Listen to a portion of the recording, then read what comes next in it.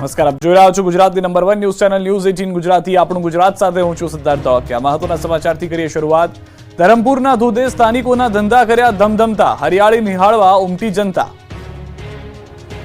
વલસાડ જિલ્લાના છેવાડે આવેલા આદિવાસી વિસ્તાર એવો ધરમપુર અને કપરાડા તાલુકો વિકાસની દ્રષ્ટિએ પછાત માનવામાં આવે છે. જોકે કુદરતી તાલુકાઓને છૂટા હાથે કુદરતી સૌંદર્ય બક્ષ્યું છે. ચોમાસામાં પહાડોથી ઘેરાયેલું ધરમપુર અને કપરાડા તાલુકામાં કુદરત સોળેકળાએ ખીલી ઉઠી છે.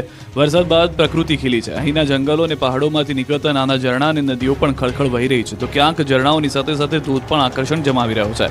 આમ તો આ સમગ્ર વિસ્તારમાં અખૂટ સૌંદર્ય ભર્યું છે. જોકે ધરમપુરના જંગલોમાં આવેલ ધોધ પર્યટકોને આકર્ષી રહ્યા છે. પર્યટકોના સૌથી મનપસંદ સ્થળમાં એક એવું ધરમપુરના બિલડી પુલ નજીક વહેતા ઝરણા અને જાણીતા બે જોડિયા ધોધ એવા સોના રૂપા ધોધ પર્યટકો માટે માનીતા સ્થળ છે.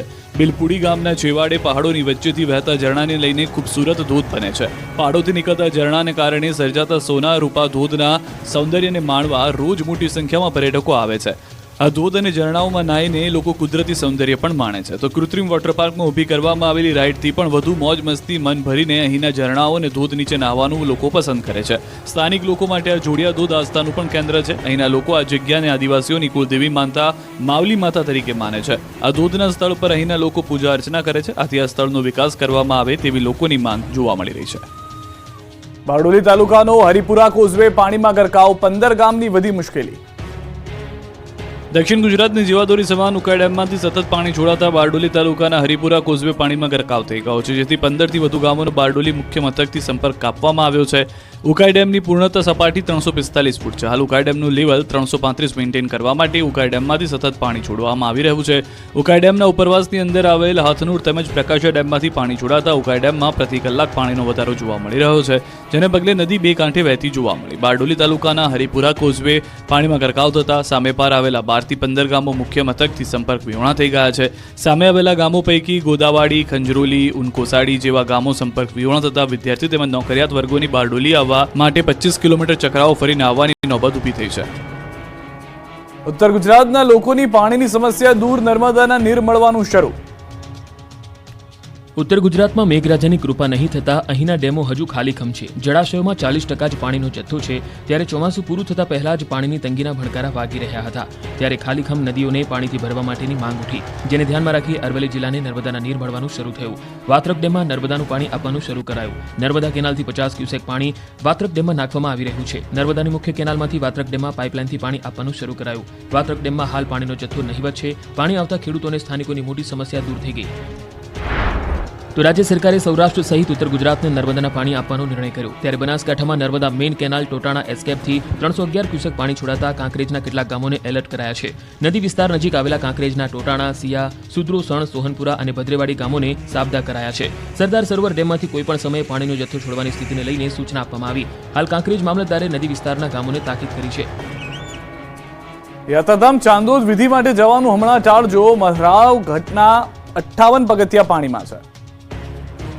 નર્મદા ડેમ 95% ભરાઈ ગયો છે. ઉપરવાસમાંથી સતત પાણીની આવક થતા 2 લાખ ક્યુસેકથી પણ વધુ પાણી છોડાઈ રહ્યું છે. જેના પગલે નીચાણવાળા વિસ્તારની નદીઓ ગાંડીતુર બની ગઈ છે. જેને લઈને હમણાં ચાંદોદ વિધિ માટે જવાનો પ્લાન હોય તો માંડી વાળજો. સરદાર સરોવર ડેમમાંથી પાણી છોડાતા ડભોઈ તાલુકાના યાત્રાધામ ચાંદોદ ખાતેથી વહેતી નર્મદા નદી તોફાની બની છે.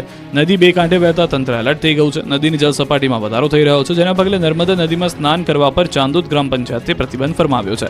ગત 2 દિવસની સરખામણીમાં નદીના પાણીના જથ્થામાં સામાન્ય વધારો નોંધાયો.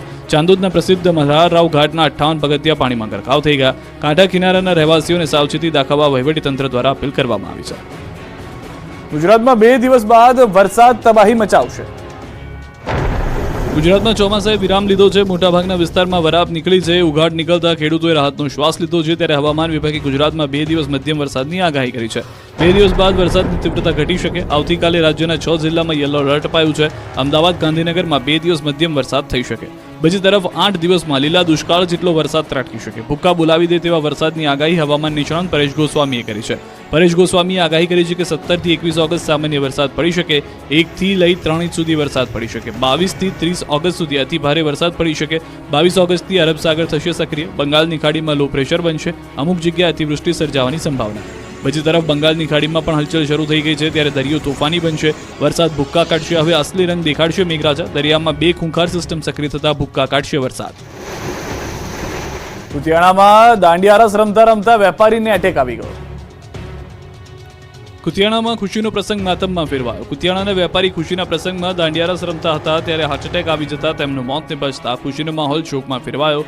કુતિયાણાના વાઘેશ્વરી ચોક ખાતે રહેતા દિનેશભાઈ બારોટ તેમની પુત્રવધૂના શ્રીમંત પ્રસંગ હોવાથી મહેર સમાજવાડી ખાતે પ્રસંગનું આયોજન કર્યું હતું, જેમાં દાંડિયા રસનું પણ આયોજન કરવામાં આવ્યું હતું. પરિવાર તથા કુટુંબના લોકો આ પ્રસંગનો લાહો લેતા હતા અને દાંડિયા રસ દરમિયાન નાગિન ડાન્સ ચાલતો હતો ત્યારે પરિવારના વડીલ દિનેશભાઈ બારોટ પણ ડાન્સ કરવામાં મગ્ન હતા. ડાન્સ દરમિયાન અચાનક તેઓને હાર્ટ એટેક આવી જતા તેમનું મોત થયું. અચાનક ખુશીનો માહોલ શોકમાં ફેરવાયો. તેમના મૃત્યુથી તેમના પરિવારજનોમાં રેરાટી વ્યાપી ગઈ અને વેપારી આલમમાં પણ શોકનું મોજું ફરી વળ્યું છે. ભરૂચ અને સાબરકાંઠામાં 6 સેકન્ડમાં ટાંકી થઈ ગઈ ધડામ. ભરૂચમાં જર્જરિત ટાંકી આંખના પલકારામાં ધડામ દઈને જમીનદોસ્ત થઈ. ભરૂચના જંબુસરના ડાભા ગામે જૂની પાણીની ટાંકી જર્જરિત બની ગઈ. ગમે ત્યારે પડે તેવી સ્થિતિમાં હતી, જેને લઈને તંત્રએ ટાંકી ઉતારવાનું કામ તો શરૂ કર્યું હતું, પરંતુ ટાંકી ઉતારતા પહેલા જ ટાંકી ધડામ દઈને નીચે પડી ગઈ. માત્ર 6 સેકન્ડમાં જ ટાંકી કકડબૂજ થઈ ગઈ હતી. તો જોતજોતામાં ટાંકી દુકાનો પર પડતા દુકાનોને ભારે નુકસાન થયું હતું. માલસામાનને નુકસાન થયું. અચાનક જ મસમોટી ટાંકી ધસી પડતા દોડધામ મચી ગઈ હતી. અફરાતફરી મચી ગઈ.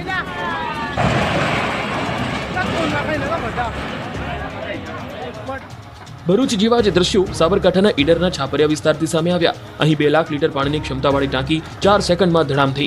સાબરકાંઠામાં ઈડરના છાપરિયા વિસ્તારમાં મહાકાય પાણીની ટાંકી તોડી પાડવામાં આવી. છેલ્લા કેટલાય વર્ષોથી પાણીની ટાંકી જર્જરિત હાલતમાં હતી. આ જર્જરિત પાણીની ટાંકી તોડી પડાતા સ્થાનિકો તેમજ સ્થાનિક તંત્ર વચ્ચે ચાલતા વિવાદનો અંત આવી ગયો. પાણીની ટાંકી જમીનદોસ્ત કરાતા સ્થાનિકો મટ્યા. ટાંકી જમીનદોસ્ત થતા સુરપુર બરવાવ તરફનો વાહન વ્યવહાર ખોરવાયો હતો.